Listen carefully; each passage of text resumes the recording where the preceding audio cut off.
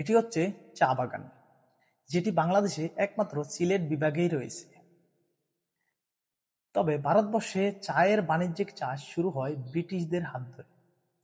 বিশেষ করে আসাম ও সিলেটে বাংলাদেশের প্রথম বাণিজ্যিকভাবে চা বাগান স্থাপিত হয়।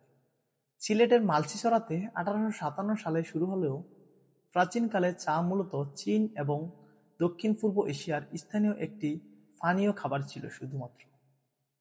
কিংবদন্তি অনুসারে চীনা সম্রাট শেন-নং খ্রিস্টপূর্ব 2737 অব্দে প্রথম চা আবিষ্কার করেন।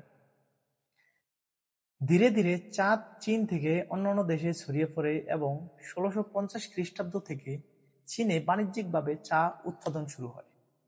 18শো শতাব্দীর প্রথম দিকে ব্রিটিশরা ভারতের চা চাষের বিস্তারের আগ্রহী হয়।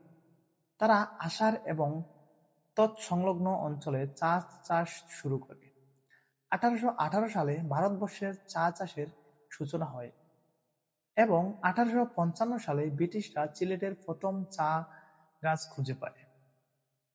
1857 সালে সিলেটের মালচিছড়া চা বাগানের বাণিজ্যিক ভিত্তিতে চা চাষ শুরু হয়, যা বাংলাদেশের প্রথম চা বাগান হিসেবে পরিচিত। মালচিছড়া চা বাগান শুধু বাংলাদেশের নয়, উপমহাদেশে প্রাচীনতম চা বাগানগুলোর মধ্যে অন্যতম।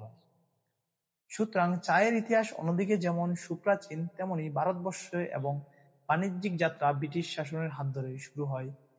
বাংলাদেশের যাত্রা হয় সিলেট থেকে।